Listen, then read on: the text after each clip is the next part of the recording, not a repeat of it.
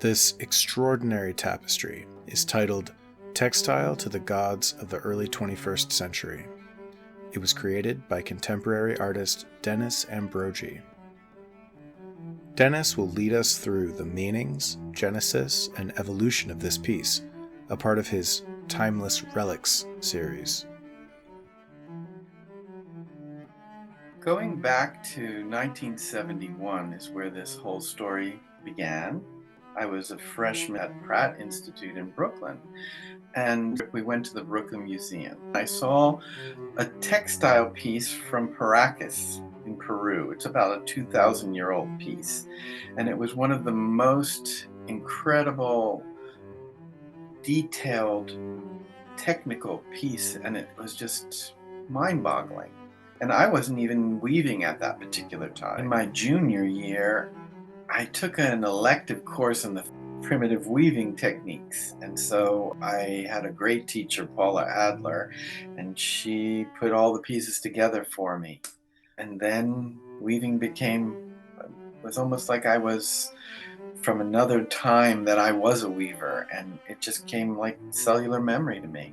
In the original piece, there were medallions on a gauze fabric.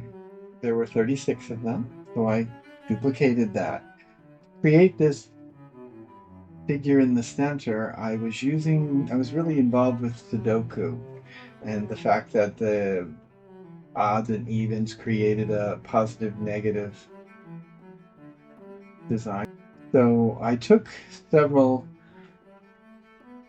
9x9 boxes and put them together and came up with this actual medallion. Color is my thing. I love color. I took 18 different colors, put a piece of them in a bag and took them out and randomly arranged them on the piece twice. Each color was used twice. The colors of the central medallion were chosen randomly, but colors for all other areas of the textile were selected with specific symbolism in mind. Very few things in my are random. I usually work them out, I count them, I make sure they'll work, I do samples. And so this was like really an interesting test to see what it would be like just to not control everything. Because there's a long history of the symbols of color and what they mean, I chose my colors in the borders especially to represent different things. So when I used the color yellow, it kind of represents intellect, intuition, goodness, sometimes cowardice. I decided I would use sort of a saffron-y, orangey yellow because it sort of represents joy and kindness and creativity. The Gods of the 21st Century was partially inspired by the political and social events of 2018 and 2019. It was the really awkward time for the United States and probably the world, and still is. One of the things that a lot of people seemed to be displaying were the 7 deadly sins. They were highly regarded. Dennis referenced the ancient classification of sins that includes greed, pride, lust, gluttony, envy, wrath, and sloth. I couldn't just write them out. That just didn't work for me. I needed to have something that was more designed and can just be kind of mysterious. So I chose binary language, the language of computer. Binary code was used to spell out ideas and concepts, as well as the name of the artist. Barcodes for black and white thread represent polarization in our society, and the barcode for opalescent paint is a nod to the divine. And then I couldn't just have the deadly sins. I had to have the virtues that counteracted them. Dennis included the ancient virtues of generosity, humility, chastity, temperance, gratitude, patience, and diligence. The original piece has knitted little people all around the edges that were incredible.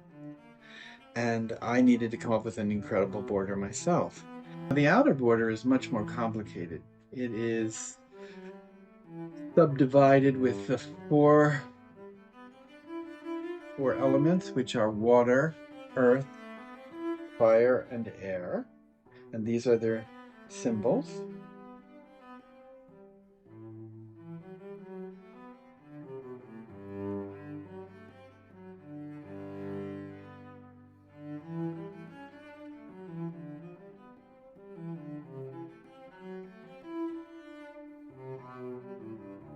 From the 7 deadly sins and the virtues, I moved out to the primary religions of the world.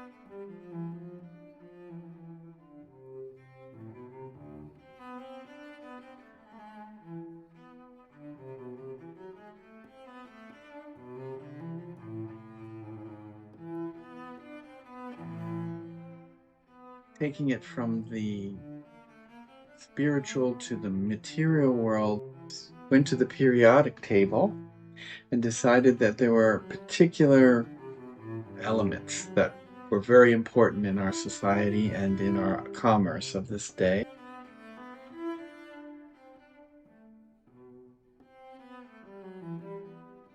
I used their atomic numbers as well, so when it was finished, I went, wow, these are like sports teams, which are also one of the gods of this particular time period. Dennis has been working on his Timeless Relics series for many years, in and around other projects.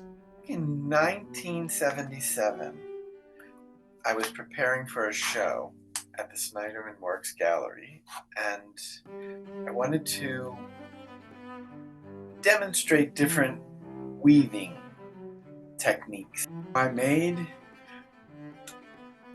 a piece titled 6/6 Basket Weave, a Timeless Relic. And that's where the Timeless Relics began. It was years before I got back to it. I decided I would use all of the skills I had developed over my artistic years and create a piece in each one of them, which was painting, collage, weaving, stitching,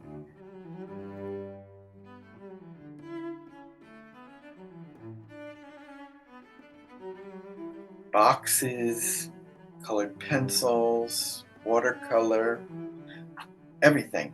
All in my Timeless Relic series. My greatest Timeless Relic is the gods of the early 21st century. The culmination, I would say.